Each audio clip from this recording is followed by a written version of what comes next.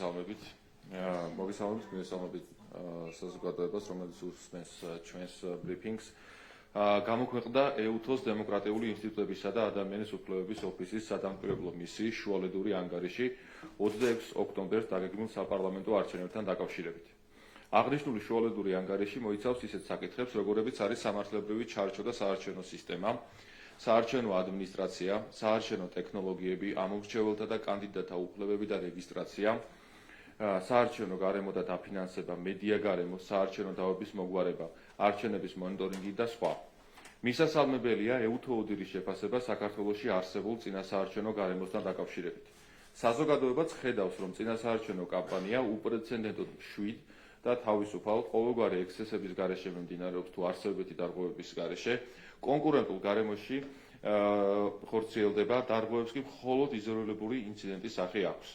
ის ფაქტი, რომ წინასაარჩევნო პროცესი თავისუფალია ძალადობის, მოსყიდვის, ადმინისტრაციული რესურსის უკანონო გამოყენების და სხვა სისტემური ხასიათის მანიპულაციებისგან უპირველესად ჩვენი ხელისუფლების მტკიცენების და ჩვენ მიერ გატარებული რეფორმების შედეგია. EUTHO ოდირი ხაზს უსვამს, რომ CESCO ყოველგვარი ვადის დაცვით, ფართომასშტაბიანი საინფორმაციო კამპანიების წარმოებით მართავს პროცესს.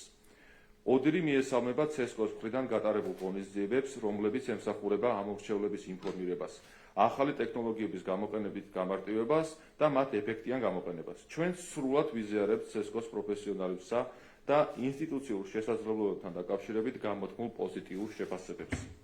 მისასალმებელია ასევე, რომ შუალედურ ანგარიში ახსახავს იმ დადებით პროგრესს სამართლებრივი თუ პრაქტიკული განვითარებებისა, რაც ეხება საარჩევნო სიას, საარჩევნო დავების მოგვარებას, ამომრჩევლების და კანდიდატების უფლებებსა და რეგისტრაციას.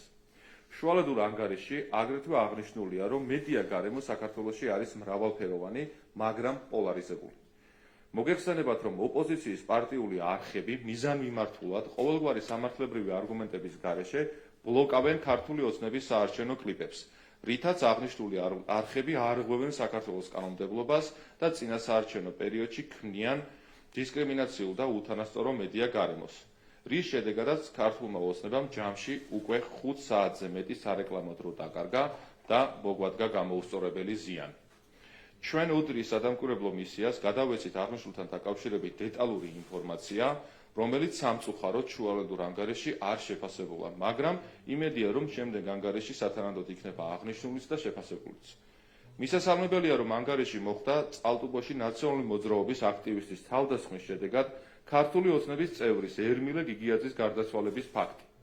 მნიშვნელოვანია, რომ საერთაშორისო საზოგადოებამ კარგად დაინახოს ცივილურობის ნიღაბს ამოფარებული ოპოზიციის რეალური სახე. მისასალმებელია აგრეთვე, რომ ანგარიში აისახა ის ფაქტი, რომ როგორც ოპოზიცია, ისე ეგრეთ წოდებული ადგილობრივი დამკვირვებელი არასამთავრობო ორგანიზაციები არესტრებიან უწყებათა შორის საკოორდინაციო კომისიის სხდომებს.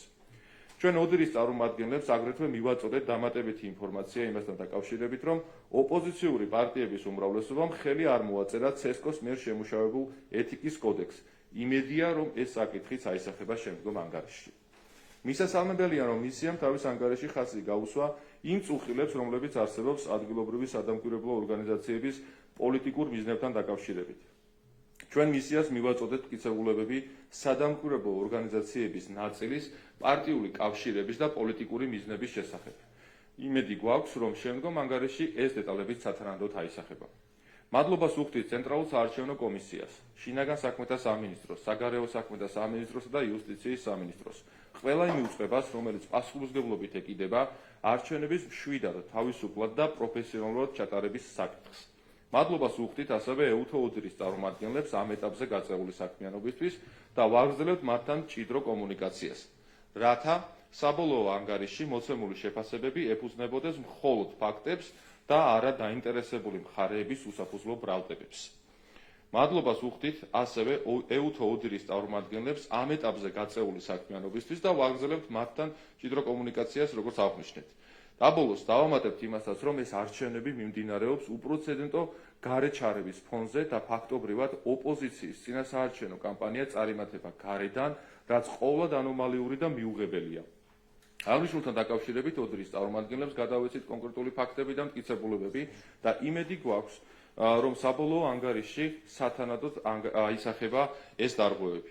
ნებისმიერ შემთხვევაში დღეს საზოგადოება არჩევნებს ხდება ბევრად მომზადებული და უკეთ ინფორმირებული, რომ 2020 წლის არჩევნებზე ნაცადი სცენარები აღარ განმეორდეს. კიდევ ერთხელ ხაზგასმით აღვნიშნავთ, რომ ხელისუფლების უმთავრესი მიზანია საქართველოში არჩევნების საერთაშორისო დემოკრატიული სტანდარტების შესაბამისად ჩატარება. მოუწოდეთ არჩევნების ყველა მონაწილეს, დამკვირვებელს თუ სხვა დაინტერესებულ მხარეს, შინ და გარეთ, რომ მაქსიმალურად თავი შეიკავონ საარჩევნო პროცესის ხელოვნურად დისკრედიტაციისგან, ითანამშრომლონ პასუხისმგებელ უწყებებთან და ხელი შეუწყონ არჩევნების გამჭვირვალედ და საერთაშორისო სტანდარტების შესაბამისად ჩატარებას. მადლობა, სად ვარ თქვენი კითხვებისთვის, თუ ასეთი იქნება. გამარჯობა. მე მინდა გკითხოთ თავი არხის მიერ ჩატარებულ კურსთან დაკავშირებით.